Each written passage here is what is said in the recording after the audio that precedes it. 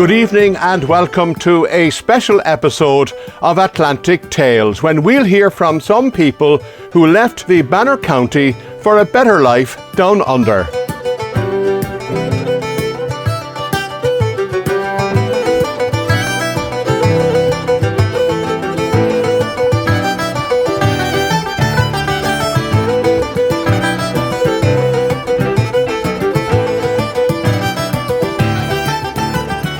The history of Irish emigration to Australia dates back over 250 years, when the British first sent over 40,000 Irish men and women to serve prison sentences there. The Great Famine in Ireland saw many more setting sail for a better life down under. Thousands of Irish also moved to Australia during the various gold rushes, one of which was started by Clare man Paddy Hannon. The Irish are still seen as having been instrumental in establishing and administering Australian institutions, as well as playing a key role in the growth of industry and agriculture. The Irish continue to make their way to Australia in search of a new life, while people in certain professions or with specific trades are in strong demand there. Today we're in Sydney's eastern suburb of Coogee, where you'll find a significant Irish community. Jack O'Shaughnessy is from Ennis, County Clare. He studied at St Flannan's College in the town and later at the former LIT in Limerick, now TUS. Jack had spent a summer in Vancouver in Canada and after completing his studies moved to London, where he was based for 2 years. The finance and marketing agency he worked for in the UK also has an office in Sydney, and they arranged for Jack to move here. I always had it in my mind to come to Australia, and don't really know really why. Obviously you have the lifestyle and stuff out here, but I didn't know that before I went. But it just kind of worked out really well for me, I think, just that having the company let me move over and being able to help me get into the office in Sydney from London. It just worked out really well in that once I wanted to come to Sydney, I had an opportunity to do it. So it wasn't something obviously that I said straight away when I started the job in London that I wanted to go to Australia. It actually was more of a case of me saying I was going to hand my notice into London and just kind of move to Australia and see how I went. But once I mentioned it to them, they were more than happy to get me over to the Sydney office as soon as they could. So just kind of worked out better that way. What about the process then of moving to work in some place like Sydney? Did the company help sort that side of it out for you, or is that something you had to do yourself? At the start of it, I came over on a working holiday visa, so that was obviously all myself.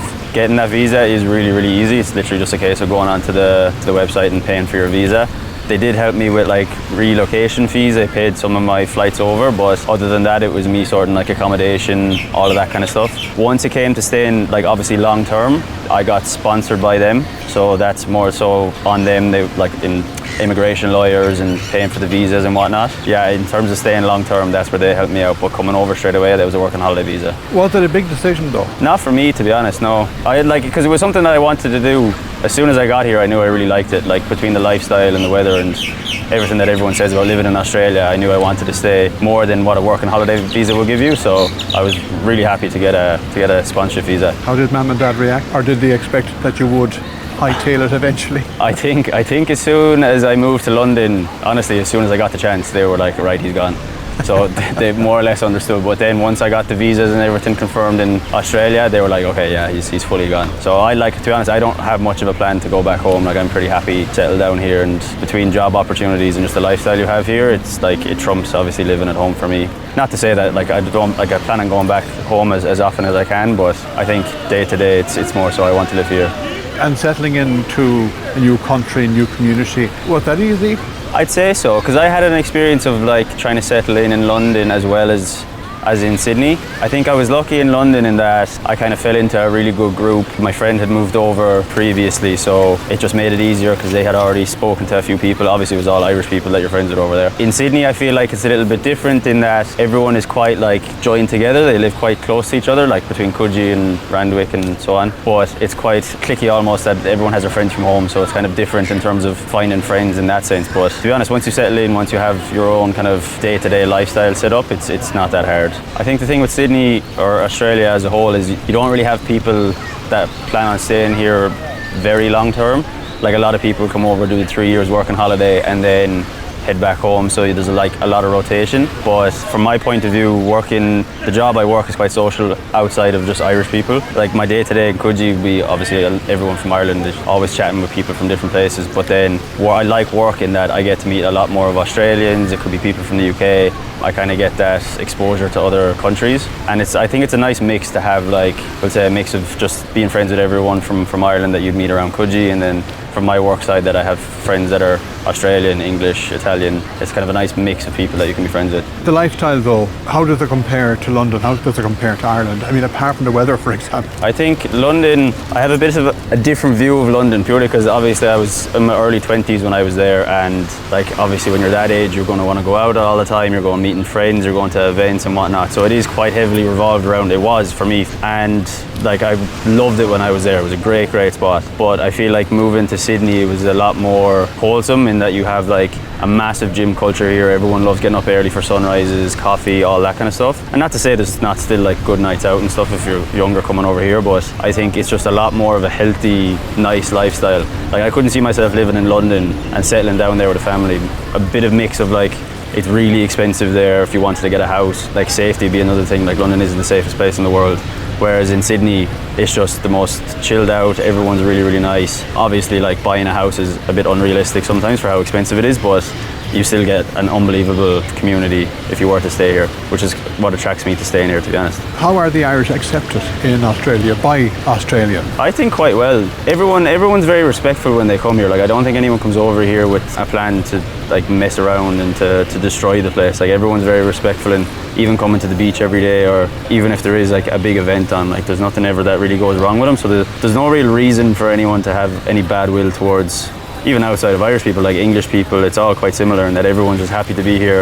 Everyone's very aware of the nice place that you live, so no one really wants to mess that up either. And I think everyone enjoys it, because more often than not, everyone that is an expat over here is looking for a nice life basically, so they kind of appreciate that and respect it as well. If it hadn't worked out for you, Jack, that your company was sending you to Sydney, would you have packed it in eventually and taken off on your own bat?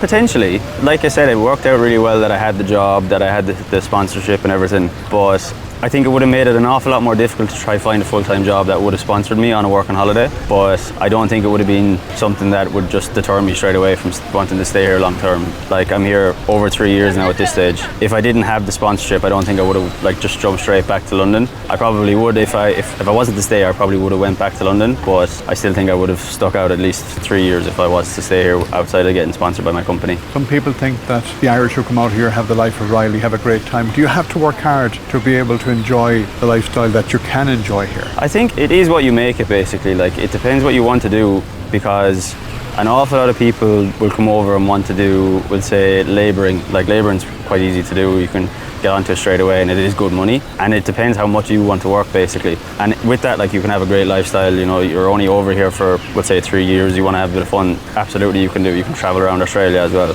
But from my side, I was coming over with the idea of kind of progressing my career. I still wanted to go into a full-time job. I didn't want to just kind of bounce around labouring, so that kind of worked out really well. But once you're able to get into full-time work, and the biggest problem is visas. Once you have a visa you can kind of lean back on, there is a lot of opportunity out there, and there's a lot of money to be made for someone if you want to, like if you're able to buckle down and if you're good at your job, there's definitely money to be made. The decision to stay and to settle here long term, was that part of the plan, or is that something that developed as you settled in here? It was more or less part of the plan, but the longer I stayed here and the longer I kind of got into, I guess, the day-to-day lifestyle of everything, I just realised that it was a lot more of what I would want in terms of settling long term. Like that, between like what I was saying, just how nice everyone is, how nice it is just to live in places like Coogee or Randwick. It's a lot more attractive than my idea of maybe potentially living back home or moving to London or whatever.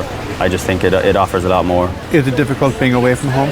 Not necessarily for me. I wouldn't necessarily be a home bird, but I can see from other people's point of view, like you are very far away from home. It's not that easy. Like if I was living in London, it's a half-hour flight home and I'm there. So, but at the same time, if I need to go back once a year, it's not the end of the world. Like especially with how easy it is just to get around and get cheap flights. I think it's more so just the perspective of whoever's living here and how close they want to be to home. Back across the ocean to my home, away from home. I'm glad to be returning, but sad to have to go. I'd like to find a way to be two places at one time, for it's easy going back again, but it's hard to say goodbye. Also living in Sydney's bustling eastern suburbs near Coogee is David Barry from Clare Castle. Like Jack, he also attended St. Flannan's College in Ennis, and even then he knew he wanted to travel. After university, David decided it was time to make the big move. Yeah, so look, it was always my plan to definitely do at least a couple of years abroad. In college as well, I'd done like my Erasmus in Lisbon. I would have went to like equivalent of a J1 to Vancouver as well. Yeah, look, just throughout school, I always had the intention of moving away. It wasn't a thing of opportunity or anything like that, more so just wanting to see the world and wanting to do something else. Me and Jack kind of both talked about it. A couple of friends were always on about it, and you'd always hear the stories back home of how great it is to move abroad. It wasn't always just my plan to come here, just to go somewhere in general. And just the way things lined up after COVID, things kind of opened up again. I was at a place in work that it was either kind of lock in or move on, and just decided to bite the bullet and move over. Didn't really have much of a game plan coming over. I would have been in finance back home. Now I'm more in like recruitment, construction, and yeah, look, it's just good opportunity here for anyone that kind of wants to give it a go. It still requires, it's not easy. It's not like you come over here, there's a job in the morning. You can go labouring, obviously, you get that on site quite easily, but in terms of like coming here with a degree outside of your professions like medicine or teaching, it's not going to be walk into the city there and get a job in an office or, you know, finance company, recruitment company. It doesn't just happen overnight, and especially with the kind of visas you can get coming here. With the working holiday visa, obviously you've got a 6-month limitation on who you can work for, and then you got to move on or do your regional work, so it's pretty hard to settle here. But again, I was lucky, I got offered sponsorship from the moment I went into the office. It doesn't happen like that for everyone, and I'm not going to say it does, but it is, look, there's a lot more positives than negatives, and once you're willing to kind of put in the work and obviously have a bit of patience with the place, it lives up to the standard. Was it still a big decision though to leave Ireland and to travel so far from Ireland? Again, I don't think there's anywhere that far from home in today's world. You know, everyone says it is a long way, and I get this in terms of distance it is, but it's only a day's travel. I know the only thing that I would say is it's quite expensive for the trip, so it's not like you could be going back twice a year, you know, unless you're making, I don't know, a couple of $100K. It was a big move, I suppose, in terms of moving away from family, and I suppose you don't really have that safety net of being able to, you know, rely on people around you. But again, it's not the end of the world if it doesn't work out. You can, you know, you can give it a crack and you can move home if it isn't for you. For me, it was always like an option that, you know, if it doesn't work here, go to the next place.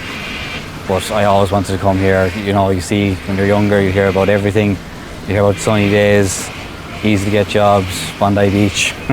So it was just more so, it was easier to come than to not come. I knew I'd regret it if I didn't. Just decided I'd come and Give it a go. yeah, give it a go, and haven't really regretted it since then. Was it easy to settle in though? You had some friends here which Yeah, I'm sure so made it obviously easy. came with friends, but you know, you still have to find a job, you have to find an apartment, you have to, you know, it's not as easy as literally come over and start up. You know, with apartments you have to have a job, and to get a job then you need to be staying somewhere, set up a bank account, all that kind of stuff. It's not just, you know, here a few days and easy. It's not like home that you know someone that will get you a job, although in certain cases I suppose it does come true as well. It's not that it's any easier than home, it's more so that there is more opportunity for, we'll say, the younger generation.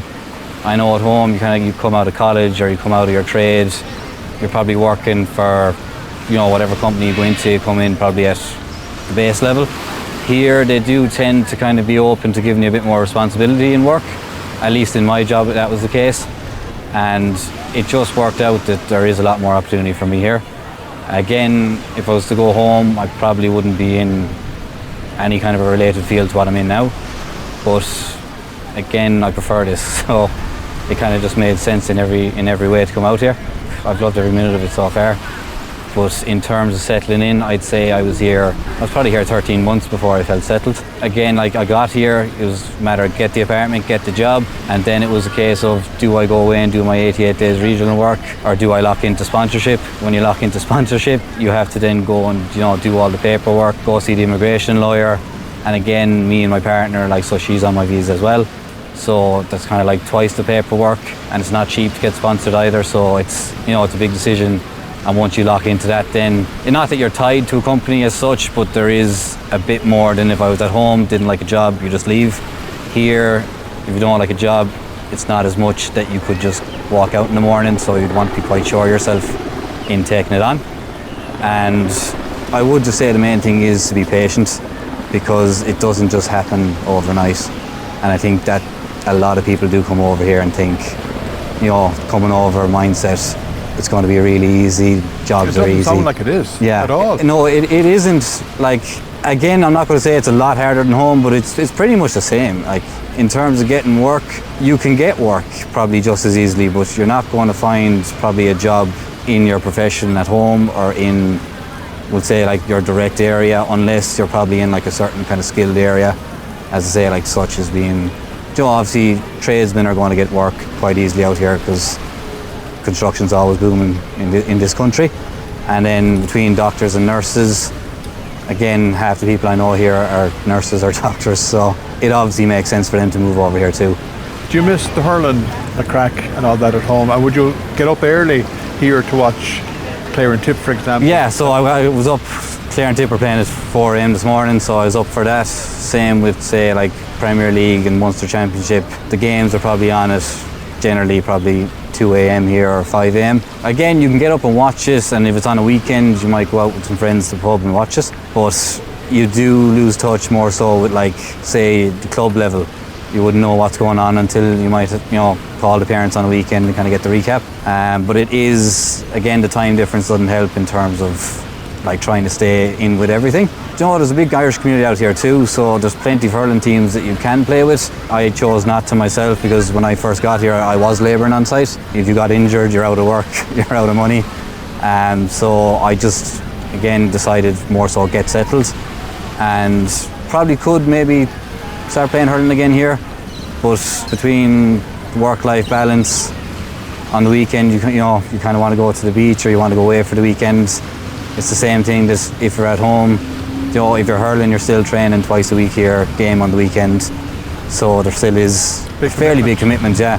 And like, you know, there's people I know here, there's 1 or 2 teams there that could have 8 or 9 previous All-Stars playing from, or like, you know, county players that have moved over for the summer.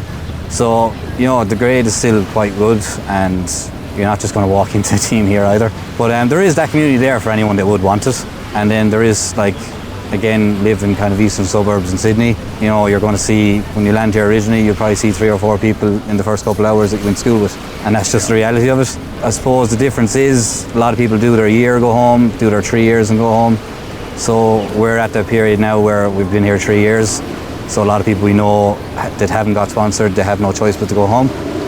So there is kind of like, there's that bit of a changing of the guards in the sense that new people are coming in, your regular friends are going home. But again, I wouldn't let it deter anyone from coming, because if it's something you really want to do, you might as well do it, and if it doesn't work out, you can go home, you know. You mentioned how it took you about 13 months to really settle here. Yeah.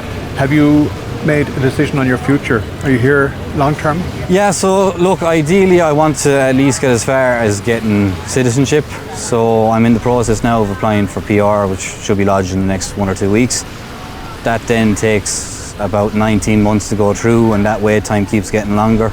So it could be 20 months, it could be 2 years by the time I actually lodge it. And then you have to do a year more after that in order to get citizenship. And I think once I would get that, I would just kind of reevaluate, and at least you do have that safety net that if you wanted to go home and see what things were like, you could. And again, you could come back in the morning if things didn't work out at home, or if you decided, you know, I hate it here, I can't get a job, or so I'd like to kind of be in the position that it'd be an easy choice to come back if it had to be. And again, you know, when you do 3 years here, you do start to build a bit of a life for yourself. So it's not as easy as just thinking you can go home. Again, I know it's easy enough to go home because you have family at home, you have your friends, you have your community. Whereas here, you're more, you know, you are a bit more on your own in a sense, but you do still have, you know, you don't spend 3 years here and not get to know some people. Largely, who I would hang around with would be Irish people. It's just kind of what people do here. You'd have, you know, eastern suburbs, you'd have your Irish and English. A bit further down, you'd have, you know, your, say, Brazilians and Spanish. you know, you kind of always have your highs and your hubs. But again, in general, the Australians are quite friendly too. They kind of have the same sense of humour as ourselves. So it still is quite easy to get on with them as well. Coming up, we'll head from Sydney on the east coast to Perth on the other side of the country to meet two Clare women who have set up home in Western Australia.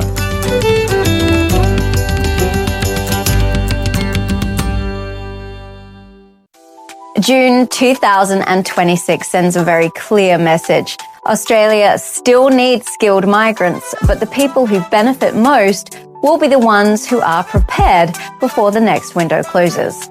This month in Australian immigration news, the big story is not just one policy change, it is the bigger pattern. Australia is preparing for nearly 1 million net migrants over the 4 years to 2029. State nomination programs are becoming more selective, and construction demand is creating major pressure across the workforce. Welcome back to Atlantic Tales. In the 12 months to April 2025, 13,500 people left Ireland to travel to Australia, an increase of 27% from 2024 and almost double the figure of the previous year. That's the highest level of emigration to Australia since 2013, when an estimated 14,100 people packed their bags for what's often referred to as the lucky country. While Australia remains one of the most popular destinations for young Irish people, for some it's just for a temporary stay, maybe a few years. For many, though, they have no intention of returning home, attracted by the country's lifestyle, year-round sunshine and good money. Fiona Murawai is from Shannon and lives in Yanchep in Western Australia with her husband and 2 children. Before moving to Shannon, when she was very young, Fiona lived in West Clare. I met Fiona at the popular Burns Beach between Perth and Yanchep. I first went to school in Carrigaholt National School, actually. I was there juniors, seniors into first class. And then we moved back up to Shannon, where my dad's family are from. So I went from a school that had 2 rooms with like 4 classes in each to a big class there. I think there was 30 was in it. It's St. Aidan's National School, and that was in first class.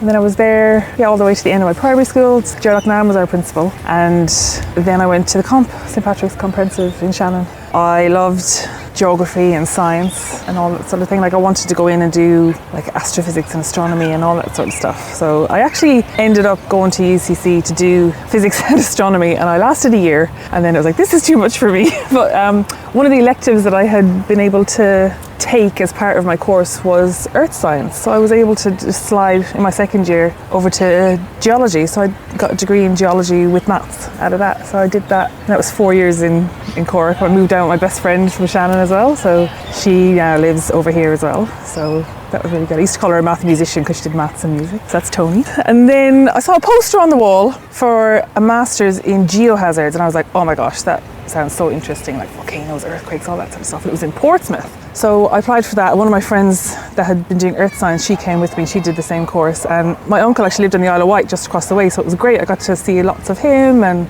I did my year there, my master's there, and I graduated there in 2006.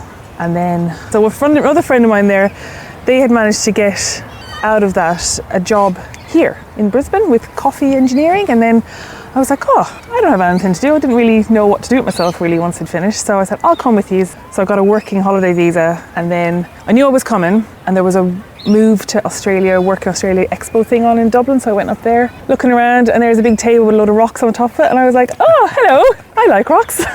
They were like, so we had a chat about that. And yeah, they were a mining company down here that were recruiting. And I said, well, I'm going anyway. I'm already moving over. And they were like, oh, great. When you get there, we'll give you a call. So we did that. We moved in November. It's actually 20 years this November since we've been here. Originally went to Brisbane with the girls because that's where they were going to work.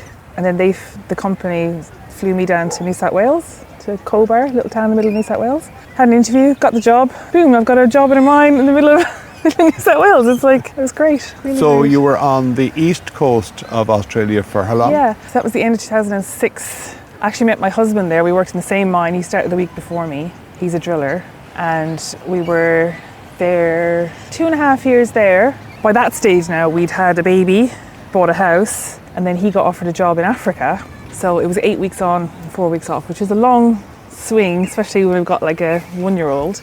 So what we decided to do is we'd move back to Ireland while he was over there, because he was only going to do it for a couple of years, just like, make a bit of money and all that sort of stuff. So we actually moved back in November 2011. Braden, my son, he was about 2.5, and then we spent 2.5 years there. So it was great. We went back to Shannon, Newmarket area, and like he got to spend so much time with my parents and my sisters and stuff. And when Quinn, my husband, when he'd be home, then we did lots of travelling. We went to Spain and we went to France, because he, like, being from down here, he's from New Zealand, he hadn't seen, well, really been up to Europe. So it was really great. And we'd always planned to come back kind of before Braden was going to start school, primary school. So that was 2.5 years later. So yeah, 2014 then, June 2014, we moved back here. We went over east because everything was in storage over there. Chuck everything on a truck and then came here and been here. The whole way across 12 years, Australia too? Well, we put everything on a truck and the truck took it, and then we hung out with my friend who was living there, me and Braden, because he was only 4. And then we flew over here, and then Quinn came back on his swing. So he still worked in Africa a little bit while we were here, but it was shorter swings. He went to, where was he? He was in Ghana, Mali, Tanzania, South Africa, and now he's back here. So he's been back here because we had our second baby, and kind of when she was born, he was like, oh, I've missed so much of his, like our son's growing up. He's like, I'm going to move back now. Sort of done with that overseas thing, and now, yeah, he works FIFO now here, and we've built a house, good dog, 2 kids. Yeah, settled Wonderful in. sunshine, but you had the chance to appreciate the kind of life you could have while you were in New South Wales. Oh, absolutely, and it was And you brilliant. were determined to come back. Yeah, well, where we were in this, it was so different. Like, I know lots of people who've come down and they go to Sydney and Melbourne and Perth, and they're in the city life, and it was completely different where I was. It was 8 hours drive from Sydney. There was no roundabouts or anything. It was all like in the town. There's 2 shops, 5 pubs, but it was really vibrant. Like, everyone who worked in the 3 mines, everyone who worked in the mine lived there. So there was always something on, loads of different sports to go to, loads of events on. If you want to do the big shop, it's a 3-hour drive to the big town to get the big shop, And it was just such a different way. You go to like the country races, and people from everywhere were living there, and like it was fantastic. I absolutely loved it. And then we moved then a bit closer to Sydney, a town called Orange. And that was a bit bigger. They had roundabouts and traffic lights, and worked in the mine there as well. And yeah, it was so nice. Like, it was just different, But like, so coming over here, my husband had originally moved here from New Zealand when he was early 20s. He'd moved over here. So this is sort of home for him. He's got family here from New Zealand, like his friends he's had since forever. So our plan was always to move here. So once we went back to Ireland, it was like, right, once we've done that little thing, we'll come to Perth. And so that made it easy coming here, because we already had, and he had family and sort of stuff. So And good. are you both still working at what you had been doing in New South Wales and Brisbane? He is, yeah. He works underground. He's an underground driller on a jumbo operator. So kind of looks like a big lobster. Drills in and all that. It's very, very cool. If you've ever seen any underground mining or anything like that, yeah, it's very cool. So I used to work as a geologist underground, but once we went back to Ireland, I actually went back to uni. Went back to Ireland, went back to NUIG and did some software engineering. I thought, I can transition from that into more database management and stay in geology. But having 2 small kids, we moved back here. I couldn't really do FIFO or anything like that. So I just had the kids for a little while, and then once the little one started school, I said, right, it's time to get back into something now. So I thought, what would be good? Working in a school. So I started volunteering in that, and then I kind of got some little contract roles. So I did a bit of IT in schools, and now I'm in the library. So I'm a little school librarian, and I absolutely love it. It's like, yeah. The career has been varied, Very varied, yeah. to say the least. Yeah. But one Was it thing a has always case- sort of led to another. It's weird, and was it yeah. the case that you were looking for something different or something better as you went along? I don't know, like I love mining and I miss it. Like I miss the challenge of the science of it all, and all that sort of stuff. But I'm sort of a creative person as well, so where I am now in the library is great because I've got a little database to manage that keeps that side of my brain active, and then I've got like different displays to put up for all things, like it's book week, we've got a book fair, we've got this on, these people are visiting the schools, like right, let's get this going, and it sort of keeps my brain active in that way. And it's great because I have the school holidays off because she's like the little one's still in primary school. He's nearly finished secondary school. He's got 2 years left now. I know, yeah, he's nearly 17. It's crazy. It goes so fast, like it really does. And she's turning 10 on Monday, so like she's nearly finished primary. But yeah, no, it's great. I love it. I've got really good friends. It's a really good vibe. There's another girl from Ireland working there. She's from Dublin. Is there much of an Irish community? I know there is in Perth, but you're further up the coast in Yanchep. Yanchep, Is yeah. there much of an Irish community there? There's lots of Irish people around. I think where I'm now in Yanchep, it's grown a lot. Like when we moved over here 12 years ago, there was one like a 2-lane road going up there, and it was a really old fishing village. There was a couple of new housing estates, and now it's absolutely massive. So the amount of people moving there, there's heaps, English, Scottish, Maori, South Africans, Irish. There's a big melting pot of people. Like. And did you seek out Irish people, Fiona, when you arrived over? I haven't really. Like I know lots of people do, but it's not that I've avoided Irish people, but I just sort of haven't. I suppose my husband having family and stuff here, there's a lot of like Kiwi family that we hang out with and all that sort of stuff. So, but like that again thing, like you get involved in like you go and watch the rugby and stuff like that, and then you meet loads of Irish people there as well. You know, and everywhere you go, you meet someone. Do you wear your Irish jersey to the All Blacks games? I do. Now, I have been banned from going to All Blacks games because every time I go, they lose. So I'm only allowed to go if they play Ireland. So. Your husband, as you mentioned, is from New Zealand. He's Maori. So your kids will be raised knowing about both their cultures, yes, yeah. Irish and Maori. Yeah, they're very lucky, really. I think it's great. Like, you know, two strong cultures, and then they have the look of being born in this country where everything is like so open to them, you know. So, yeah, and we try and keep that alive as well. Like, you know, I've made it my mission this year to watch every Clare hurling game now, so that's happening now. It's like the kids will watch that with me, and they're fascinated by it. Like, what is this? What is that? And like try and use a bit of the words and stuff. Like, some of the kids at school are Irish, and we'll say hello, like Majin to them, and they've all got Irish names. And then with the Kiwi side of it, like we've got a Kappa Haka group at school, so they're learning. Well, the boys learn the haka, and the girls, there's lots of waiata, which means songs, so they do, and they learn the little poi they swing around, and it's just beautiful. Like, very similar, like you say, Irish culture and Maori culture, very similar. Everyone, just come on in, just grab in. You know, there's music involved, there's songs, there's stories, and everyone is sort of like, just come in and grab a seat and join in. Tell us who you are, tell us where you're from. Let's get going, kind of thing. So yeah. Is it important to you, Fiona, that, and to your husband as well, that your children are raised knowing about both cultures, both countries? Yeah, definitely. Yeah. Like, we follow everything on sport. Like, we'll watch the Olympics and there's Irish people winning, there's a Kiwi girl winning. And we talk to people at home all the time. Like, I'm always ringing my mum and dad and finding out what's happening. And they know, I've got maps on the wall. This is the Irish map, this is the New Zealand map, and you know exactly where they're from. And, you know, I'm going back through the census, like the 1926 census come out, so I'm looking for people trying to get all that sort of stuff so they know exactly where they come from. I talk about it all the time. Neve's only been back once, because she's 10 now, so 2016 she was born. And by the time she was kind of old enough to travel with, COVID hit, so we were kind of stuck here. And then like Braden lived there for a little while, so they've got a good attachment to it, and I really want them to have that, and eventually if they ever have kids to have that connection there. And my sister's just had her first baby now, so it's like, they've never met him, but like, this is your cousin, we talk to him all the time, and you know, even if they never meet in person until, you know, however many years later, it'll be like, no, this is your family, this is where you're from. Like, my mum's family's from Carrigaholt, you're from Carrigaholt. My dad's family's from Shannon and Waterford. It's like, you're from Shannon, you're from Waterford. And same back in New Zealand, like, you're from down the coast, that's where you're from, or you're from up north, that's where you're from. These are your people, these are your cousins. And like, that's where the Maori and the Irish culture is very similar as well. As you just say, here's so-and-so, they're your cousin. Straight away, you're like, yeah, cool, you're in. You know, it's lovely, yeah. And was it easy settled here when you were in Queensland originally, then New South Wales? Yeah, I think so. I think Australian people are very welcoming to, everyone really, like when they move in. Well, mostly. I think so. Yeah, they are. Well settled. Yeah. And happy that you can raise your kids in it's a great lifestyle. Yeah. Wonderful sunshine if you can take the heat. And that's the thing, like you can just plan anything. Like you can go outside, you can say, right, we're going to go to the park in 3 weeks' time, and you're going to be able to go to the park in 3 weeks' time. It's not going to be, we'll see what the weather's doing or whatever. Even in winter, you know, you don't really get, it's funny, we get like fronts that come through and it'll rain for a day and they'll be gone. It doesn't sit. Sometimes I kind of miss that though, like the rain. When we were in New Zealand for Christmas visiting Quinn's family, and there was a couple of days where it just, that really light, soft rain, I was just sitting looking at the window like, oh my gosh, that's lovely. Your people at home would be like, oh, for God's sake, it's too much rain. But, you know, you do miss it when it's not here. And I like winter here because everything turns back to green again and it's not brown. But in general, it's just lovely being here, like you say, being outdoors. And just, yeah, lots of opportunities to everything. It's very, like, healthcare here is great. Education here is great. A good life. The biggest downside is being so far, you know. From home, yeah, of course. Yeah. It is a small world and you can get back occasionally, which is important to you. You mentioned your mum and dad, Martin and Mary Elliott. Martin, co-founder of Bunratty Search and Rescue. You grew up around that. Yeah, we all did. What do you remember of all that? And your mum as well, of course. Yeah. Just constantly being on the river. Like, you take it for granted when you're a kid, but now I realise just how lucky we are. I mean, we lived in Shannon. The name of the river is the Shannon. You live in Shannon town.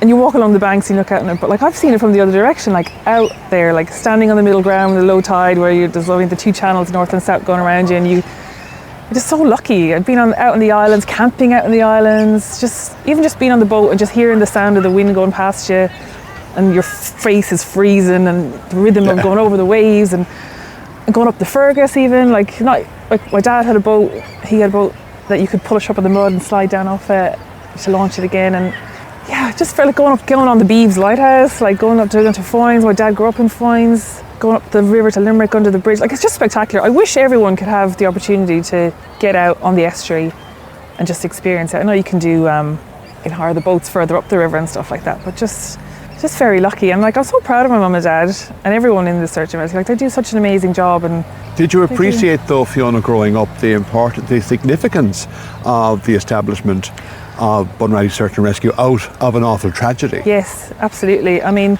my dad's dad was involved in that, and he got very sick afterwards, and he passed away not long after that.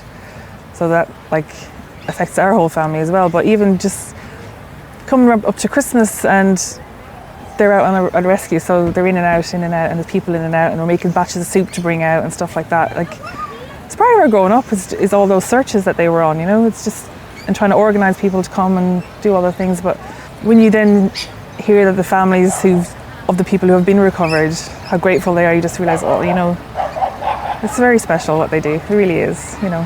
Yeah. Here then for the long haul, settled, rooted?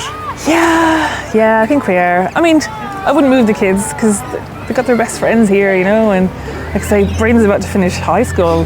He wants to go and do engineering and all that sort of stuff, so she's about to enter her secondary school, so yeah.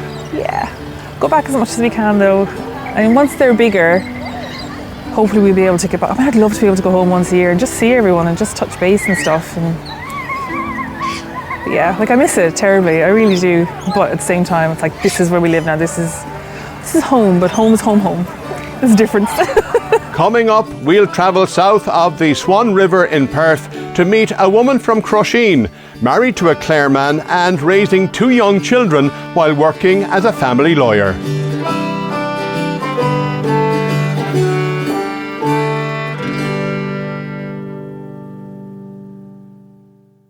Irish people are all over the world, but one of the largest populations of Irish-born people outside of Ireland is in Australia. A country on the other side of the world, almost as far as you can get from Ireland, but yet over 100,000 Irish people are currently living there. We have been migrating here for centuries, but in the last 20 years the number of Irish there has doubled. The cost of living, a housing crisis, and many other reasons are why so many people have left Ireland. But is this still the place for young Irish people to move for a better life? Welcome back to Atlantic Tales. The Irish continue to make their way to Australia in search of a better life, and numbers have been increasing in recent years. People in certain professions or with specific trades are in strong demand there, but there's work for anybody and the money is very attractive. But it's not just the money people pack up and leave home for. Many make the big decision to move for a better life and, of course, better weather. Where it rains for 9 months of the year in Ireland, it shines for 9 months or more in Australia. Mary Rosengrave is originally from Crusheen, County Clare, and has settled in Perth with her businessman husband James, also from Clare, and their 2 young girls. I grew up in Crusheen. I went to school in Crusheen, played a lot of hurling and football with Crusheen when I was growing up. Went to secondary school at Clare, played camogie there, ended up winning a junior at one stage with the school. Then after I did Clare, I went to University of Limerick, studied law and European studies. And then after that, I decided that job prospects in Ireland weren't great, so I decided to go to Australia then in 2011. My husband James had already gone out in April 2011, and I followed him out in October 2011. Was it always in your mind in secondary school maybe that you would go overseas to work, or was it because of the circumstances at the time when you graduated? Well, I think we always had a lot of Australians and people from New Zealand coming to visit our home house and home, because a lot of, I think my grandfather's people would have immigrated back then, so we always had people coming from all over the world to us. So it was always one of the things I had in my head, that I was going to go to Australia at some stage. Didn't think I'd end up in Perth, thought it might be eastern states, but we landed in Perth and here since. Did you know what you wanted to do? You were coming out to work. Yeah, I was coming out to work. And was it in the field that you studied? To be honest, I didn't really care what kind of a job I got to start. I just needed a job to pay the rent and some pocket money really for the weekend for going out and stuff. But I ended up getting a job in a law firm as a legal secretary. And then I got sponsored pretty quickly after that. And then I went to the University of Murdoch to get my Irish law degree recognised in Australian standard. And after that, then I went to College of Law for 6 months, and then I became a lawyer in April 2014. Working as a lawyer at a time when you came out, you would have done anything, despite having the qualifications, but you have landed on your feet in terms of the job. Yeah. So when I was back in Ireland, I actually did, I think, 6 months work experience with Jim Nash, who was a solicitor back in Ireland, and he was doing a bit of general practice.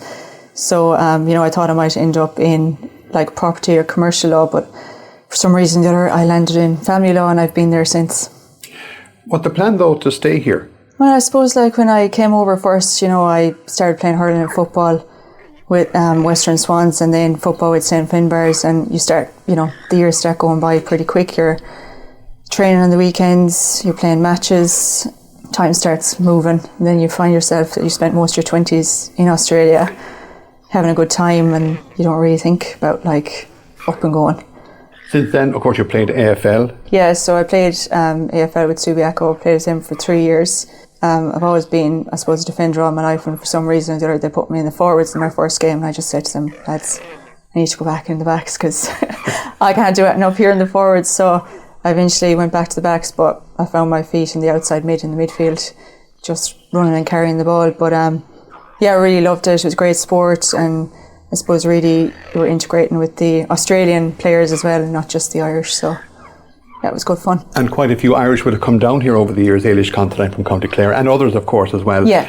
When you moved down here, First Mary, was the plan to meet other Irish people, because there would be a fairly substantial Irish community right across Australia, of course? Yeah, there was no real plan, I suppose, behind it. It was just a case of getting out and meeting people and, I suppose, finding your feet really in your community, because, it's nice to have people to go out with on the weekends and to socialise with. So I always would have been, playing hurling and football back home. So I think if I didn't have that, like here, it probably would have been, I would have found it probably hard enough to fit in, because you need to go training, you need to go playing matches.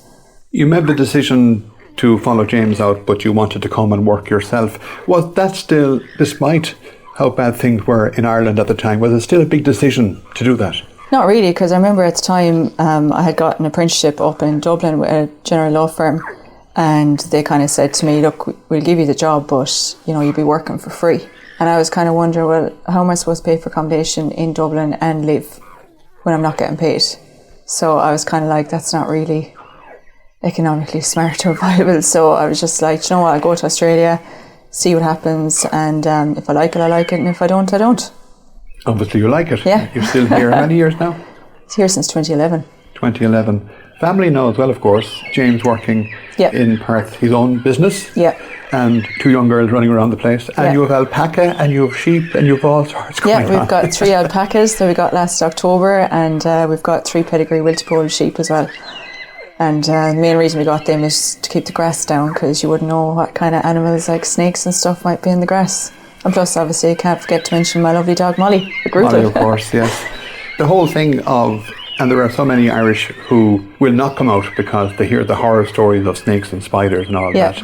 Is that a reality? When you're living out in a beautiful part of the country, out in the suburbs, is that an issue? Yeah, definitely. There was a snake down in the chicken coop, I think Australia Day last year. James actually ended up getting cornered down in the shade by it. It was a dugite. So yeah, snakes are definitely a reality in Australia, but you kind of just, at the end of the day, they're there and you have to live with them, and if they're in a place they shouldn't be, you just kind of need to get someone to move them along. You want to be tough. Life down here, obviously, the weather is only one part of it. Yeah. There's a certain lifestyle down here which so many Irish have come to enjoy. What's so special, do you think, about it? I think the sun's pretty much shining all the time, even in winter time. So there's no excuse for not getting up in the morning and doing something. I think, you work hard, but, I think you enjoy life a bit more as well. You're more inclined to go out for dinners, out for drinks or whatever. I think everyone living in Australia has a mindset that, you know, you're here to live every day as it comes, not kind of think about the next. So if someone asks you, try and go for dinner tonight, you're just like, yeah, sure, let's do it. There's no kind of excuses put in front of anything. You're deeply rooted here at this stage. The girls will go to school here. Yeah. Will you make sure that the girls know about your Irish heritage? Oh yeah, definitely. They'll be sent home to do the work in the farm. But you'll tell them all the stories, and they'll go home, of course, to Ireland and all of that. Will they do the Irish dancing? Will they play camogie? Will they do all of that, do you think? Well, they definitely have to do swimming, because James has swum to Rottnest, I think, 3 times now, so at this stage. So whatever else they do, they'll definitely be able to swim. Wouldn't mind if they were able to play a bit of AFL as well, and if they want to play camogie or, I don't know, whatever else they want to do, yeah, grand. But I suppose there won't be any pressure putting them really to do a lot of sport. James, an avid swimmer. Rottnest Island is off the west coast of Perth. That's an interesting jaunt if you're swimming out there with certain types of wildlife. Yeah, it's about I think close to 19k off the coast of Perth, and there's kind of great white swimming underneath you. You could have lots of different animals that want to attack you. But he's done it solo 3 times, so, and done it as part of a team as well, I think twice. Just sitting here on your porch on a gorgeous day, this would be your autumn still going into winter autumn soon? Starting to come into winter, yeah. So normally in the morning it'd just be a bit kind of, you might have a bit of cloud cover, mistiness, and then it kind of lifts about 9 o'clock, sun starts shining, and that's about it. We haven't had rain really in, I think, maybe since about March. We had maybe 1 day of rain because it was coming off the back of a cyclone that was coming in up north, but that's been about it. But we do need some rain because the alpacas and the sheep need grass. Being away from home, being away from family, that's still difficult. Yeah, but I suppose we're kind of living in a world now where you can talk to people really at the touch of a phone. It's not like years ago where you send a letter in the post and you might have to wait for a few weeks for them to get it or even get a response. So, travel's pretty good as well. You know, if you want to get home, you just jump on a plane, you could be back tomorrow. So, yeah, it's probably not as bad as what it was years ago. The world is smaller, of course, than it was when you came out in 2011. Did you ever think, though, Mary, at any point over the past 15 odd years that, no, I'm going home, I can't hack it? No, I don't think. Big smile on your face. How could you walk away from this 1 day of rain since March? Yeah, I think it's pretty good here in terms of work. You've got work. If you don't like the job that you're in, you could probably just walk down the street and get another one. And if you don't like the industry you're in, you can just change it. It's very different to Ireland where, if you walk into a job, there's no guarantee you're going to get one the following day. What would you say to someone who has been thinking maybe for whatever reason, maybe just to change the scenery, maybe just to take a year out before they go working in Ireland? What would you say to someone who is thinking of coming to Australia, Western Australia in your case? I'd say definitely get on the plane and go. You've got nothing to lose really. It's like Western Australia is huge. There's diverse countryside. You're down south, you've got green lush grass. Go up north, it gets a bit more deserty. The winter time, up north is still hot, still warm, while down south it's a bit more like the Irish climate. Yeah, it's a great place to live really. The beach is only 20 minutes away. If you're going to go walking in the hills, well, it's only over the road. If you want to go horse riding, you can go horse riding. There's loads of things to do. There's no excuse really to be feeling sorry for yourself, I'd say.